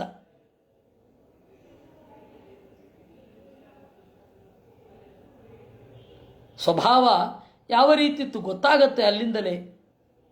ಅದೆಲ್ಲ ಗೊತ್ತಾಗುತ್ತೆ. ಯಾಕೆಂದರೆ ಪ್ರಾಕೃತವಾದ ಶರೀರದಿಂದ ದೇವರ ದೇಹದಿಂದ ಹುಟ್ಟಿದ್ದು ಅವರ ಸ್ವಭಾವ ಅಭಿವ್ಯಕ್ತ ಆಯಿತು ಅಂತ ಇಲ್ವೇ ಇಲ್ಲ. ಏಕೆಂದರೆ ದೇವರು ಅದಕ್ಕೆ ತಟಸ್ಥ ಕಾರಣ ಅಥವಾ ನಿಮಿತ್ತ ಕಾರಣ.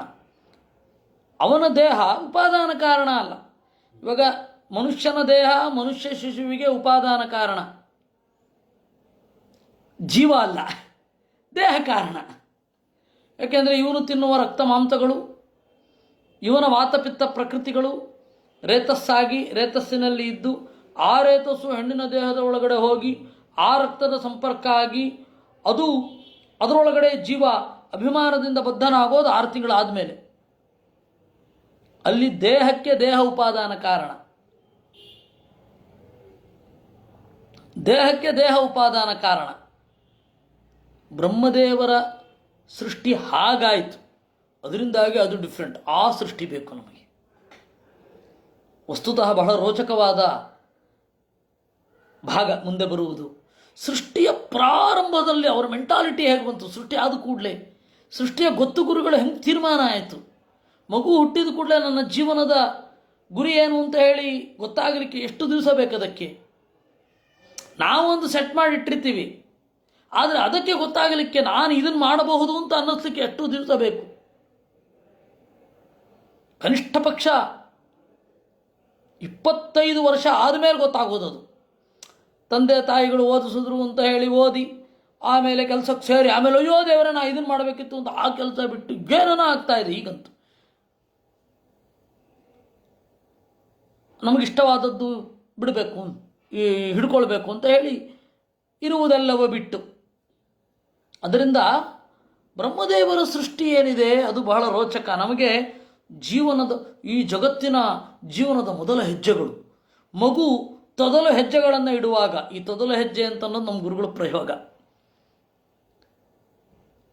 ಅವರು ಭಗವಂತನ ನಲ್ನುಡಿಯಲ್ಲಿ ತೊದಲ ಹೆಜ್ಜೆಯನ್ನಿಡುವವ ಅಂತ ತೊದಲ ಮಾತು ನಾವು ಕೇಳಿದ್ದೇವೆ. ತೊದಲ ಹೆಜ್ಜೆ ಅಂತ ಹೇಳಿ ಒಂದು ಆವಿಷ್ಕಾರ ಅವರದು. ಹಾಗೆ ಭೂಮಿಯ ಆರಂಭದ ದಿನಗಳಲ್ಲಿ ಸೃಷ್ಟಿಯಾದ ವ್ಯಕ್ತಿಯ ಆರಂಭಿಕ ಪ್ರವೃತ್ತಿ ಅಂದರೆ ಅವನು ಮೊದಲು ಏನು ಶುರು ಮಾಡಿದ, ಯಾರ್ಯಾರೆಲ್ಲ ಏನೇನು ಮಾಡಿದ್ರು. ಮನುಷ್ಯ ಒಬ್ಬನೇ ಅಲ್ವಲ್ಲ, ಇವನಿಗೆ ಅಹಂಕಾರ ಇರೋದು ನಾನೊಬ್ಬನೇ ಈ ಜಗತ್ತಿನಲ್ಲಿರೋದು, ಜಗತ್ತೆಲ್ಲವೂ ನನ್ನ ಭೋಗಕ್ಕಾಗಿ ಅಂತ. ಆದರೆ ಮೊದಲು ಹಾಗಿರಲಿಲ್ಲ. ಹಾಗಿತ್ತ ಅದನ್ನೆಲ್ಲ ಯೋಚನೆ ಮಾಡಬೇಕಾಗತ್ತೆ. ಅದನ್ನೆಲ್ಲ ನಮಗೆ ಹೇಳಿ ತೇಷಾಮಪಿ ವಂಶಾಂಶ್ಚ ವಂಶಾನುಚರಿತಾನಿ ಚ.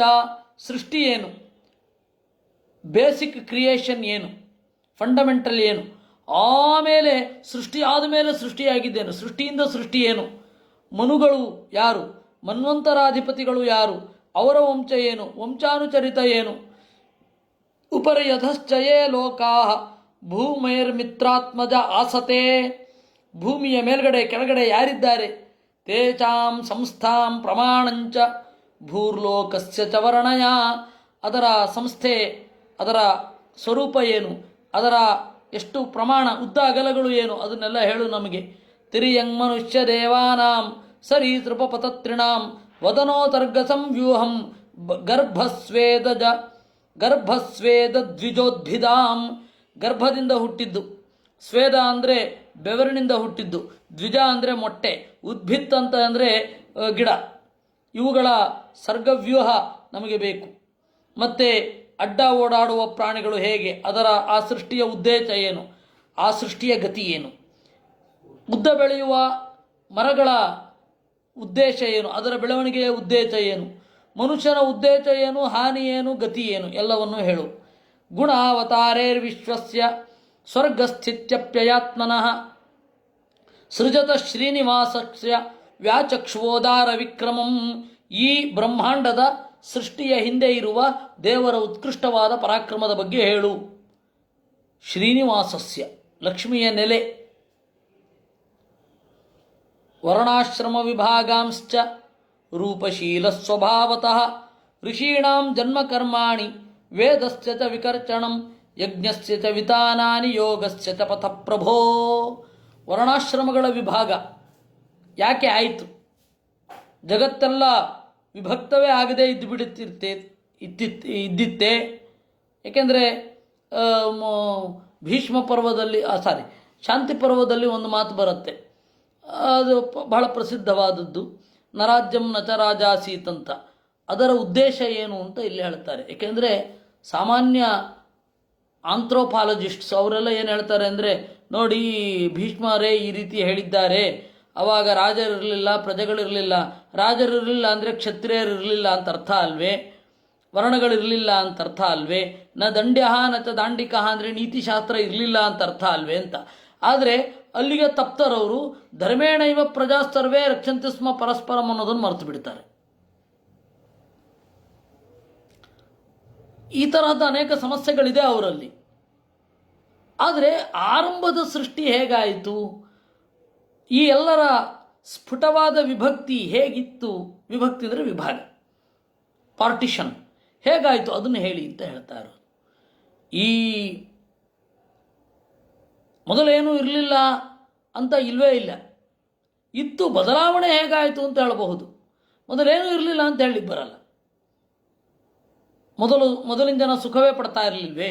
ಸುಖದ ಸಾಧನಗಳು ಬದಲಾಯಿತಷ್ಟೆ. ಈ ಹಿನ್ನೆಲೆಯಲ್ಲಿ ನಮಗೆ ಗೊತ್ತಾಗಬೇಕಿರೋದು ವರ್ಣಾಶ್ರಮ ವಿಭಾಗ. ಇನ್ನು ಋಷೀಣಾಂ ಜನ್ಮ ಕರ್ಮಾಣಿ, ಋಷಿಗಳ ಜನ್ಮ ಕರ್ಮ, ವೇದಗಳ ವಿಭಾಗ, ಯಜ್ಞದ ಬೆಳವಣಿಗೆ, ಯೋಗದ ಬೆಳವಣಿಗೆ, ಇದನ್ನೆಲ್ಲವನ್ನು ಹೇಳುವಂಥ ವಸ್ತುತಃ 3ರಲ್ಲಿ 4ರಲ್ಲಿ ಬಹಳ ಸಂಕ್ಷಿಪ್ತವಾಗಿ ಇದೆ. 9ರಲ್ಲಿ ಒಂದು ಸ್ವಲ್ಪ ಹಿಂಟ್ಸ್ ಕೊಡ್ತಾರೆ. ನಾವು ಅದನ್ನು ವೇದ ನೋಡಿ ತಿಳ್ಕೊಳ್ಬೇಕು. ಶತಪಥ ಬ್ರಾಹ್ಮಣವನ್ನು, ಮೊದಲಿನ ಯಜ್ಞದ ಪ್ರಕ್ರಿಯೆ ಹೇಗಿತ್ತು, ಯಜ್ಞದ ವಿಸ್ತಾರ ಏನಾಯಿತು, ತಂತ್ರಶಾಸ್ತ್ರ ಯಾವಾಗ ಮಿಕ್ಸಪ್ ಆಯಿತು, ಆರಾಧನೆ ಯಾವ್ಯಾವ ರೀತಿ ಇತ್ತು, ಇವೆಲ್ಲವನ್ನೂ ತಿಳ್ಕೊಳ್ಬೇಕು. ಅದನ್ನು ಹೇಳು ಅಂತ ಹೇಳ್ತಾರೆ. ನೈಷ್ಕರ್ಮ್ಯಸ್ಯ ಚ ಸಾಂಖ್ಯಸ್ಯ ತಂತ್ರಂ ವಾ ಭಗವತ್ ಸ್ಮೃತಂ ಪಾಷಂಡ ಪಥವೈಷಮ್ಯಂ ಪ್ರತಿಲೋಮನಿವೇಚನಂ. ಇನ್ನು ಸಾಂಖ್ಯದ ಬಗ್ಗೆ, ಯೋಗದ ಬಗ್ಗೆ ಹೇಳಿ, ಜ್ಞಾನ ಮತ್ತು ಕರ್ಮ ಇತ್ಯಾದಿಗಳ ಬಗ್ಗೆ ಹೇಳಿ, ದೇವರೇ ಮಾಡಿರುವ ಶಾಸ್ತ್ರವನ್ನು ಹೇಳಿ ನಮಗೆ. ಇನ್ನು ಪಾಷಂಡರು, ನಾಸ್ತಿಕರು ಯಾಕೆ ಬಂದರು? ನಾಸ್ತಿಕರು ದೇವರ ಸೃಷ್ಟಿಯಲ್ವಾ? ದೇವರ ಸೃಷ್ಟಿಯಾದರೆ ತನ್ನನ್ನೇ ವಿರೋಧಿಸುವ ಮಕ್ಕಳನ್ನು ದೇವರು ಯಾಕೆ ಪಡೆದ? ಈ ತಾಯಿ ಈ ತಂದೆ ಪಡಿಬೋದು, ತನ್ನನ್ನೇ ವಿರೋಧಿಸುವ ಮಕ್ಕಳು ಅನ್ನುವ ಪರಿಜ್ಞಾನ ಇಲ್ಲದೆ ಇವರು ಅವರನ್ನು ಬೆಳೆಸಲಿಕ್ಕೆ, ಹೌದು ನಮಗೆ ಅಜ್ಞಾನ ಇದೆ, ನಾಳೆ ನಮ್ಮ ಮಕ್ಕಳು ನಮಗೆ ವಿರುದ್ಧವಾಗಿ ನಿಲ್ತಾರ ಬಿಡ್ತಾರ ನಮಗೆ ಗೊತ್ತಿಲ್ಲ. ನಮಗೆ ಅನುಗುಣವಾಗಿರಬಹುದು, ನಮಗೆ ವಿರುದ್ಧವಾಗಿಯೂ ಆಗಬಹುದು, ಗೊತ್ತಿಲ್ಲ. ನಮಗೆ ಕ್ಷಮೆ ಇದೆ, ಯಾಕೆಂದರೆ ಅಜ್ಞಾನ ಇದೆ. ಆದರೆ ದೇವರಿಗೆ ಯಾಕೆ ಹಾಗೆ ಉಲ್ಟಾ ಬಂತು? ಅಪ್ಪನನ್ನೇ ಇಲ್ಲ ಅಂತ ಹೇಳ್ತಕ್ಕಂಥ ಮಕ್ಕಳು, ಅಪ್ಪನಿಲ್ಲದ ಮಕ್ಕಳು ನಾವು ಅಂತ ಹೇಳ್ತಾರಲ್ಲ ಕೆಲವರು, ಏನದು? ತಮ್ಮ ಅಸ್ತಿತ್ವದ ಮೂಲವನ್ನೇ ಇಲ್ಲ ಅಂತ ಹೇಳುವವರು ಅವರು ಬಹಳ ವಿಚಿತ್ರ. ಅಂಥವ್ರನ್ನ ದೇವರೇ ಸೃಷ್ಟಿ ಮಾಡಿದ, ಅವನು ಗೊತ್ತಿದ್ದು. ಯಾಕೆ ಇದು ವೇದಕ್ಕೆ ವಿರುದ್ಧವಾದ ದಾರಿ ಯಾಕೆ ಬಂತು ಅವರಿಗೆ? ಪ್ರತಿಲೋಮ ನಿವೇಚನಂ ಯಾಕೆ ಉಲ್ಟಾ ಆಯಿತು? ಜೀವಶ್ಚಗತಯೋ ಯಾಶ್ಚ ಯಾವತಿರ್ಗುಣಕರ್ಮಜಾಹ. ಜೀವನ ಗುಣ, ಜೀವನ ಕರ್ಮ, ಜೀವನ ಗತಿ. ಧರ್ಮಾರ್ಥ ಕಾಮ ಮೋಕ್ಷಾಣಾಂ ನಿಮಿತ್ತಾನ್ಯ ವಿರೋಧತಃ. ಧರ್ಮ ಅರ್ಥ ಕಾಮಗಳನ್ನು ಶಾಸ್ತ್ರ ವಿರೋಧ ಇಲ್ಲದೆ ಪಡೆಯುವ ಬಗೆ ಏನು, ಹೇಗೆ ಪಡಿಬೇಕು? ವಾರ್ತಾಯ ದಂಡನೀತೇಶ್ಚ ಶ್ರುತಶ್ಚ ವಿಧಿಂ ಪೃಥಕ್. ಆಡಳಿತ ಯಾವಾಗ ಬಂತು? ಈ ಒಂದು ಮ್ಯೂಚುವಲ್ ಕೋಆಪರೇಷನ್, ಜಗತ್ತಿನಲ್ಲಿ ಪರಸ್ಪರ ಹೊಂದಿಕೊಂಡು ಬದುಕೋದು ಅನಿವಾರ್ಯ, ಹೇಗೆ ಬಂತು? ಎಲ್ಲವನ್ನ ಅವ್ರು ಬೇಡ ಇವ್ರು ಬೇಡ ಅಂತ ಎಲ್ಲರನ್ನು ಬಹಿಷ್ಕಾರ ಹಾಕದೆ ಹೋದರೆ ಕಡೆಗೆ ನಾವೇ ಬಹಿಷ್ಕೃತರಾಗಿ ಹೋಗಿರ್ತೀವಿ. ಹಾಗಾಗಲ್ಲ ಜಗತ್ತಿನಲ್ಲಿ. ಅದರಿಂದ ವಾರ್ತೆಯ ಬಗೆ ಏನು, ದಂಡನೀತಿ ಯಾಕೆ ಬಂತು, ಬರಬೇಕಾದು? ಶ್ರಾದ್ದದ ವಿಧಿ, ಪಿತೃಗಳ ಸೃಷ್ಟಿ, ಗ್ರಹ ನಕ್ಷತ್ರ ತಾರಾಣಾಂ ಕಾಲಾವಯವ ಸಂಸ್ಥಿತಿಂ. ಗ್ರಹ ನಕ್ಷತ್ರ ಇವುಗಳ ಕಾಲ, ಅವುಗಳ ಅವಯವ, ದಾನ ತಪಸ್ಸು ಇಷ್ಟಾಪೂರ್ತದ ಫಲ. ವಾನಪ್ರಸ್ಥಶ್ಚ ಯೋ ಧರ್ಮ. ವಾನಪ್ರಸ್ಥರ ಧರ್ಮ ಏನು, ಆಪದ್ಧರ್ಮ ಏನು, ನಾವು ಮಾಡುವ ಧರ್ಮಗಳಿಂದ ದೇವರು ತೃಪ್ತನಾಗುವುದು ಹೇಗೆ? ಸಂಪ್ರಸೀದತಿ ವಾ ಯೇಷಾಂ ಏತದಾಖ್ಯಾಹಿಮೇ ಅನಘಾ. ದೇವರು ಏನನ್ನು ಮಾಡಿದರೆ ಪ್ರೀತನಾಗ್ತಾನೆ? ನಮ್ಮಿಂದ ಅರಿವನ್ನು ಪಡೆಯುವ ಶಿಷ್ಯರು ಹೇಗೆ ಇರಬೇಕು? ನಮ್ಮಿಂದ ಕತಿಧಾ ಪ್ರತಿಸಂಕ್ರಮ ತಮೇವಂ ಕ ಉಪಾಸೀರನ್ ಕೌಸ್ವಿದನುಚೇರತೆ ಪುರುಷಸ್ಯ ಚ ಸಂಸ್ಥಾನಂ ಸ್ವರೂಪಂ ವಾ ಪರಸ್ಯ ಚ. ಈ ತರಹದ ದೇವರನ್ನು ಯಾರು ಉಪಾಸನೆ ಮಾಡ್ತಾರೆ, ಯಾರು ದೇವರಂತೆ ದೇವರ ಜೊತೆಗೇ ಹೋಗಿ ಇರ್ತಾರೆ, ದೇವರ ನೆಲೆಗಳು ಹೇಗಿವೆ, ದೇವರ ಸನ್ನಿಧಾನ ಹೇಗಿದೆ, ಎಲ್ಲಿದೆ, ಯಾವ ದೇಶಗಳಲ್ಲಿದೆ, ಯಾವ ವ್ಯಕ್ತಿಗಳಲ್ಲಿದೆ, ಜೀವನ ಸ್ವರೂಪ ಏನು, ಜ್ಞಾನಂ ವಾ ನೈಗಮಂ ಯತ್ತತ್ ಗುರು ಶಿಷ್ಯ ಪ್ರಯೋಜನಂ ನಿಮಿತ್ತಾನಿ ಚ ತಸ್ಯೇಹ ಪ್ರೋಕ್ತಾನ್ಯನಘಸೂರಿಭಿ. ಜ್ಞಾನದ ನೆಲೆ ಏನು, ಗುರು ಶಿಷ್ಯರ ಸ್ವರೂಪ ಏನು, ವೇದ ಅಂತನ್ನೋದು ಗುರು ಶಿಷ್ಯರ ಪರಂಪರೆಯಲ್ಲಿ ಯಾವ ರೀತಿ ಇಳಿದು ಬರುತ್ತೆ, ನಿಮಿತ್ತಗಳೇನು ಅದನ್ನು ನಮಗೆ ಹೇಳು. ಸ್ವತೋ ಜ್ಞಾನಂ ಕುತಃ ಪುಂಸಾಂ ಭಕ್ತಿರ್ ವೈರಾಗ್ಯಮೇವ ಚ. ಪುರುಷರ ಭಕ್ತಿ ವೈರಾಗ್ಯ ಇವುಗಳೆಲ್ಲದರ ಸ್ವರೂಪ ಏನು. ಏತಾನ್ಮೇ ಪೃಚ್ಛತ ಪ್ರಶ್ನಾನ್ ಹರೇ ಕರ್ಮ ವಿವಿತ್ಸಯಾ ಬ್ರೂಹಿಮೇಂದ್ರಸ್ಯ ಮಿತ್ರತ್ವಾತ್ ಅಜಯ ನಷ್ಟಚಕ್ಷುಷಃ. ಅಜಯ ಈ ಪ್ರಕೃತಿಯಿಂದ ನಷ್ಟಚಕ್ಷುಷಃ ಕಣ್ಣನ್ನು ಕಳೆದುಕೊಂಡು ಅಂಧಸ್ಯ ಕುರುಡನಾಗಿರುವ ನನಗೆ ಅರಿವು ನೀಡು. ಮಿತ್ರಾತ್ಮಜ, ಓ ಮಿತ್ರ ಎನ್ನುವ ಋಷಿಕೆಯ ಮಗನೇ, ನನಗೆ ನೀನು ಮಿತ್ರ. ಮಿತ್ರತ್ವಾತ್ ಸರ್ವೇ ವೇದಾಶ್ಚ ಯಜ್ಞಾಶ್ಚ ತಪೋದಾನಾನಿ ಚಾನಘ ಜೀವಾಭಯಪ್ರದಾನಸ್ಯ ನ ಕುರ್ವೀರನ್ ಕಲಾಮಪಿ. ಯಾಕೆ ಅಂದರೆ ಇದು ಬಹಳ ಮುಖ್ಯ. ವೇದವನ್ನು ಅಧ್ಯಯನ ಮಾಡೋದು, ಯಜ್ಞವನ್ನು ಮಾಡೋದು, ತಪಸ್ಸನ್ನು ಮಾಡೋದು, ದಾನವನ್ನು ಮಾಡೋದು, ಇವುಗಳೆಲ್ಲ ಒಂದು ಕಡೆ ಆದರೆ ಜೀವನ ಭಯವನ್ನು ನೀಗುವುದು ಇದಕ್ಕಿಂತ ದೊಡ್ಡದು. ಭಯ ನೀಗೋದು ಜ್ಞಾನವನ್ನು ಕೊಡುವ ಮೂಲಕ. ಹೆದರಿಕೆ ಯಾಕೆ? ಅಜ್ಞಾನದಿಂದ ಬರುತ್ತೆ. ಇನ್ಸೆಕ್ಯೂರಿಟಿ ಫೀಲಿಂಗ್ ಯಾಕೆ ಆಗುತ್ತೆ? ಅಜ್ಞಾನದಿಂದ. ಅದರಿಂದಾಗಿ ಅಭಯಪ್ರದಾನ ಅನ್ನೋದೆಲ್ಲಕ್ಕಿಂತ ದೊಡ್ಡದು. ಶಾಸ್ತ್ರವನ್ನು ಹೇಳಿ ನನಗೆ ಭಯವನ್ನು ನೀಗಿಸಿ ಅಭಯವನ್ನು ನೀಡು. ಅಭಯದಾನ ಎಲ್ಲಕ್ಕಿಂತ ದೊಡ್ಡದು. ಬಹಳ ಇಲ್ಲಿ ಮಾತ್ರ ಬಂದಿರತಕ್ಕಂಥದ್ದು. ಏನೇ ಕೊಟ್ಟರೂ ಸಾಕಾಗೋದಿಲ್ಲ ಅಂತ ಹೇಳ್ತಾರೆ ಗುರುಗಳಿಗೆ. ಯಾಕೆ ಅಂದರೆ ಅಭಯವನ್ನು ನೀಡಿದ್ದಾರೆ. ಅದರಿಂದಾಗಿ ಆಚಾರ್ಯರಿಗೆ ಏನು ಕೊಡ್ಬೋದು? ನಾವು ಮಧ್ವಾಚಾರ್ಯರಿಗೆ ಏನು ಕೊಡಲಿಕ್ಕಾಗತ್ತೆ? ನಾವು ಇಲ್ಲಿ ಒಂದು ಪಲ್ಲಕ್ಕಿ ಸೇವೆ ಮಾಡಿದ್ರೆ ಅವರಿಗೆ ತೃಪ್ತಿ ಆಗಿಬಿಡ್ಬೇಕಾ? ಸಾಕಾ? ರಾಯರಿಗೆ ಒಂದು ಗುರುವಾರ ಹೋಗಿ ಬಂದರೆ ಸಾಕಾ ಅದು? ಪರಂಪರೆ ಉಳಿಸಿದ್ದಾರೆ, ಕೊಟ್ಟಿದ್ದಾರೆ. ಏನು ಕೊಡಲಿಕ್ಕಾಗತ್ತೆ ನಮ್ಮ ಕೈನಲ್ಲಿ? ಹೀಗೆ ಜೀವಾಭಯ ಪ್ರದಾನಸ್ಯ ನ ಕುರ್ವೀರನ್ ಕಲಾಮಪಿ. ಶ್ರೀಚುಕೌವಾಚ ಸ ಇತ್ತಮಾಪೃಷ್ಟ ಪುರಾಣಕಲ್ಪಃ ಕುರುಪ್ರಧಾನೇನ ಮುನಿಪ್ರಧಾನಃ ಪ್ರವೃದ್ಧರ್ಷೋ ಭಗವತ್ಕಥಾಯಾಂ ಸಂಚೋದಿತಸ್ತಂ ಪ್ರಹತನ್ನಿವಾಹ.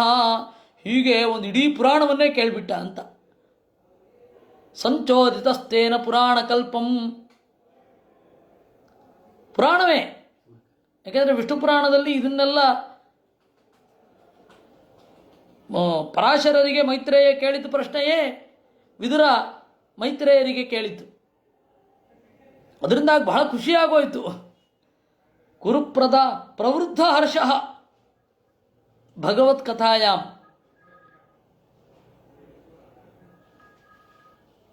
ಸಂಚೋದಿತಸ್ತಂ ಪ್ರಹಸನ್ನಿವಾಹ.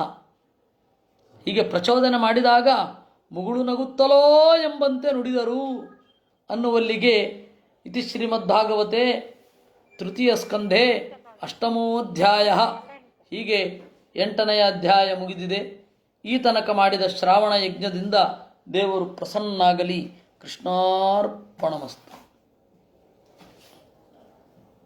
ಅನೇನ ಭಾವಿಯತ್ ಪುಣ್ಯಂ ತದಾಪ್ನೋತು ಪಿತಾ ಮಮ.